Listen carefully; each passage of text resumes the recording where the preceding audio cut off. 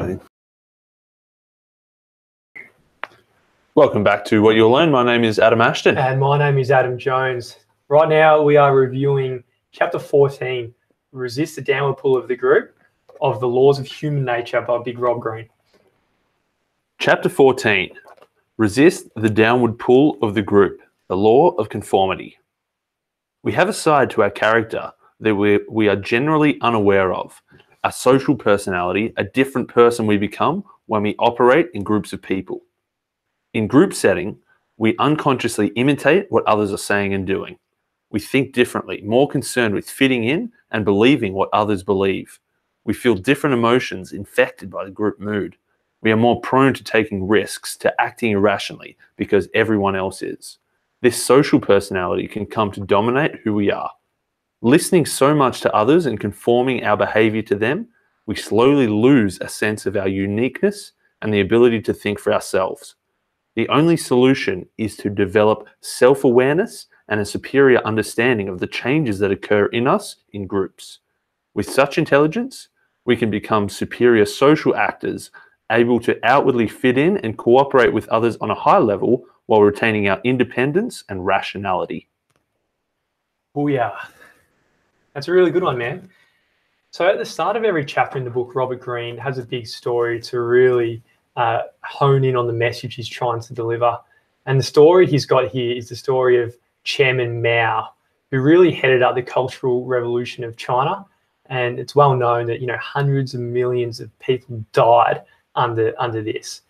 And it really just shows how low people can go because of the effect of the whole group and how irrational people can actually behave. So Mao explained his whole goal was to really clean the slate of people's thoughts. People just yielded to power and hierarchy for real no reason. So he thought a clean sheet of paper has no blotches, and so the most beautiful pictures can be painted on it. Now, to get this blank canvas, Mao would shake things up by uprooting all the old ways of thinking and by eradicating people's mindless respect for authority, right?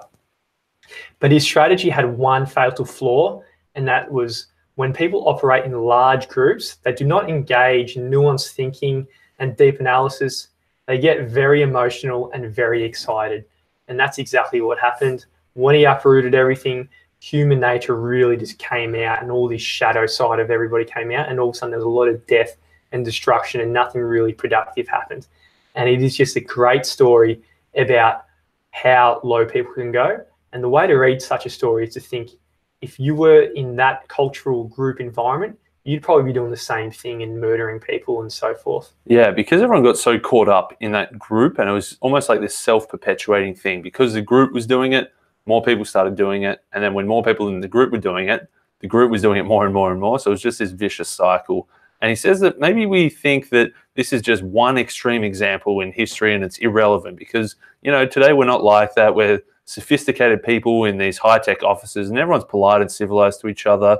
We think that we've got these progressive ideals, we're independent thinkers, but really it's all an illusion. He says that we very, very, very easily and often intensely get affected by the group, be that their beliefs, their behaviors, their actions, their moods, and it's very easy to get caught up in something like, Chairman Mao, the full revolution, or the French Revolution he talks about as well, that it's very easy to get caught up and, infected by this group and lose your own sense of independence and rationality.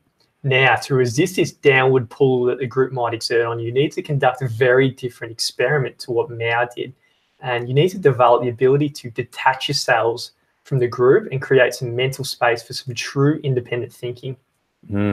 So as part of this experiment, we must not only accept human nature, that there is a part of it that is getting pulled downwards by the group, but you need to work with it to see what you can make productive. Yeah, we need to realize that we are being influenced without even realizing it, and that these group dynamics have a much bigger impact on us than we think. There's a quote from Eric Hoffer. Don't know who he is, but he's got a good quote. He's saying that when people are free to do as they please, they usually imitate each other. And it's sort of like, I think in Influence, he talks about social proof, in that the more uncertain and the more new and different something is, the more we rely on what other people are doing to guide our own behavior. So, if you're in a new and changing and scary world that we're in at the moment, we're going to be more influenced by what other people are doing and just blindly follow the group. So, and what's really peculiar about this force of us just following the group is how little we discuss or analyze it. I mean, whole groups can do ridiculous things, and which is self-perpetuating because more people do it, and it's a positive feedback loop of just irrationality. But no one really steps back and really considers how ridiculous things can get. It's only 50 or 500 or years later that we think that was a crazy group, that everyone just got caught up in this mania, but we don't actually realize at the time. There's very few people in the group taking a step back and thinking, I'm just being influenced by the group here and we're doing some fucked up shit. Yeah, so we lose the ability to think for ourselves. And, like all these chapters, really the first step in all of them is to really just become conscious of this part of human nature for you to actually step past it. And there really is two different social forces that you need to be conscious of that are really influencing your behavior. The first one is the individual effect. So these are the things that are within you. So some key things here are like the desire to fit in. So when you start a new job, you're going to be doing things to fit in as quickly and as easily as possible. There's a need to perform. There's this emotional contagion. There's this hyper certainty. That's one of your favorites as well, yeah? Yeah, hyper certainty is a really big one in the world. And again, it's just like if everyone's believing something irrational, then it's much easier to believe that, right? So this is exactly how bubbles form. If you think about Bitcoin at its heights, I know some people aren't going to like saying that. There's a lot of Bitcoin cults out there. The Australian housing bubble, for example, and there's bubbles all over the world that happen. But the thinking behind such bubbles is that if everyone else is betting and if everyone else thinks this, it must be a sure thing. Yeah. I mean, in Australia for a long time, it was like, oh yeah, property doubles every 7 to 10 years. This was the belief everyone thought, even though it's really based on complete irrationality. Yeah, well, the part here is that like we don't want to miss out. We don't want to be one of the one or two people that missed this obvious bubble because everyone was betting on it. Everyone was right and it's all going up and, oh, damn it, we missed it.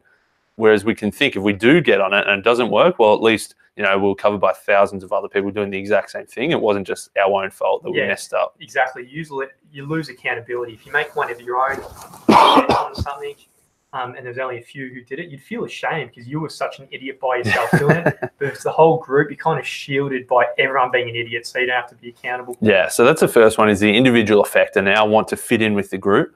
And the second part of it is the group dynamic. So the group itself, like the group culture and the group rules and the group codes that are affecting the direction of the group as well. Another big one here is the group court. And he compares this really to chimpanzees. Yeah.